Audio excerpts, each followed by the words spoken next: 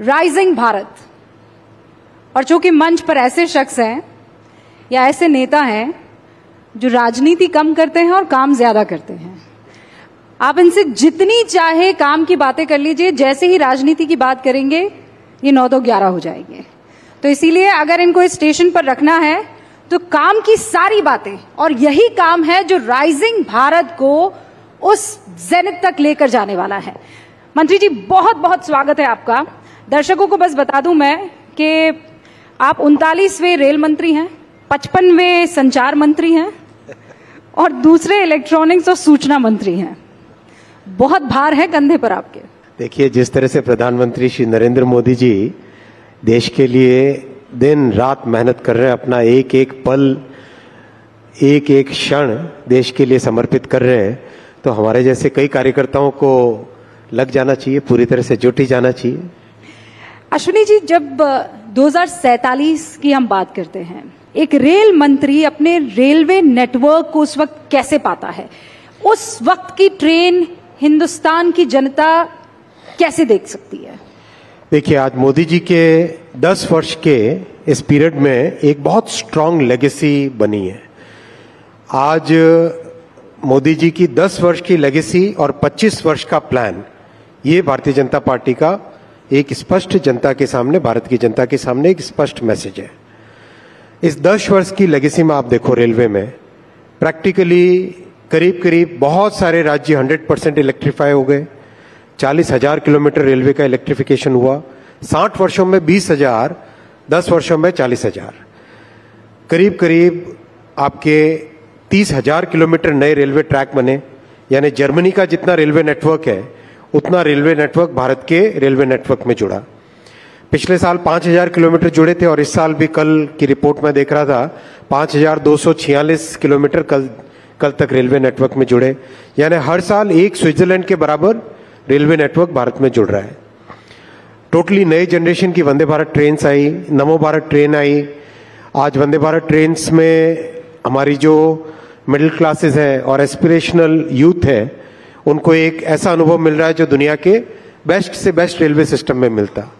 नमो Bharat train अपने आप में बहुत ही सक्सेसफुल है रीजनल ट्रांजिट के लिए।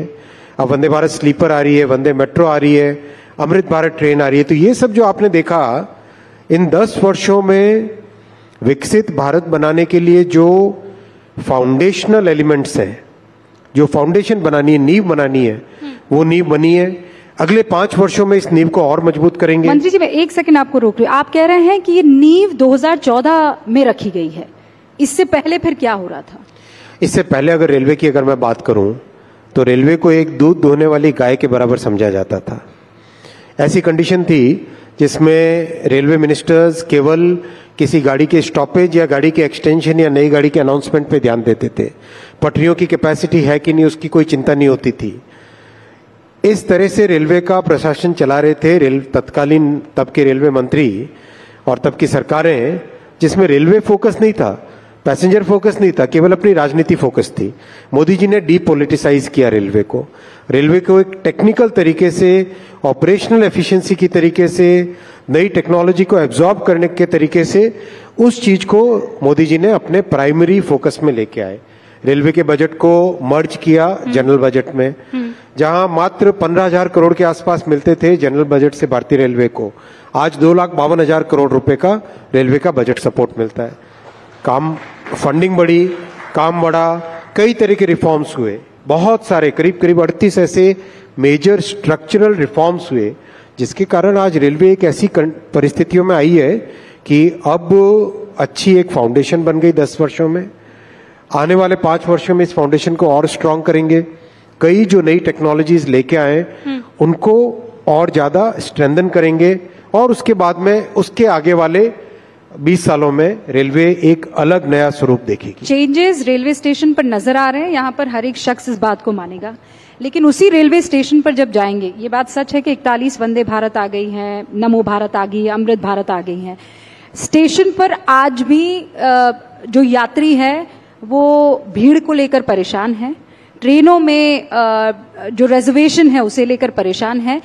ये कितना टाइम आप मंत्री जी बता सकते हैं कि एक वो वक्त आएगा जब साल भर में ये जो 700 करोड़ का आंकड़ा है यात्रियों का सफर करने का, वो 1200 या 1300 तक पहुंच 2030 तक 1000 करोड़ पैसेंजर्स को हर साल कैरी करने की कैपेसिटी हो जाएगी। आज हम करीब करीब 700 करोड़ पैसेंजर्स को कैरी करते हैं साल में। इन सालों में ऐसा क्या हुआ है कि आपने इतनी तेजी से ये सारी ट्रेनें, चाहे वो नमो भारत हो, चाहे वो वंदे भारत हो, ये सिर्फ विल है या कुछ और भी चीजें थी जिसने इन एडिशन आपके इस काम को फास्ट ट्रैक पर ला दिया?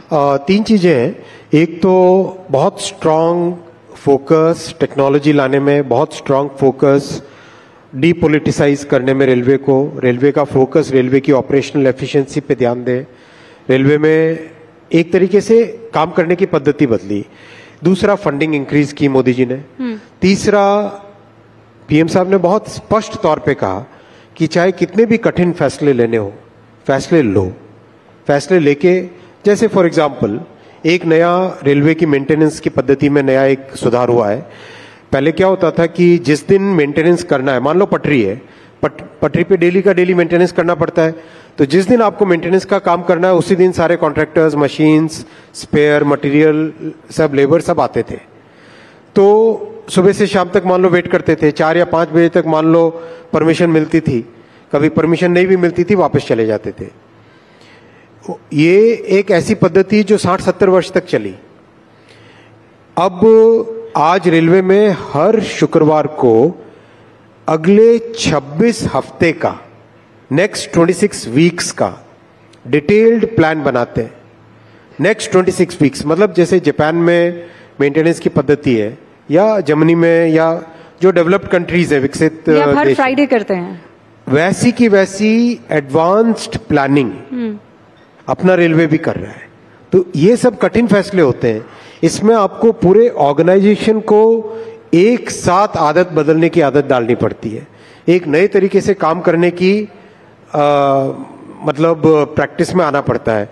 तो ये आसान काम नहीं होता, इसमें बहुत मेहनत और continuous communication with the top to bottom most layer. आज आप किसी सुपरवाइजर के पास जाके बात करो अगर, और मैं आप में से निवेदन करूंगा जो भी पाथवे इंस्पेक्टर हो, सेक्शन सुपरवाइजर हो, इनसे बात करे, इतने खुश हैं कि आज उनको मेंटेनेंस के लिए जो टाइम चाहिए होता है वो मिलता है, मेंटेनेंस के लिए रिसोर्सेज चाहिए वो मिलते हैं। पहले तो आप कह रहे थे कि सब आराम से हो जाता था, सिर्फ पॉलिटिक्स होती थी, काम नहीं होता था। अब आप सिर्फ इस काम ही काम करा रहे हैं और वो खुश हैं? बिल्कुल खुश है। और आप वास्तव में जाके मिलो, मैं तो कम से कम ग्राउंड लेवल पे ऑफिशियल्स के साथ, जो कि ग्रुप बी ऑफिसर्स भी नहीं है, ग्रुप सी में जो काम करते हैं कर्मचारी, उनके साथ बहुत इंटरेक्ट करता हूं और उनसे बहुत इनपुट लेता हूं, बहुत फीडबैक भी लेता हूं। इतने खुश हैं इस बात से कि रेलवे का एक तरीके से, जिस तरीके से चलनी चाहिए एक टेक्निकल ऑर्गेनाइजेशन, वैसे मोदी जी ने 10 वर्षों में रेलवे को उस टेक्निकल स्टेज पे लेके आ गए।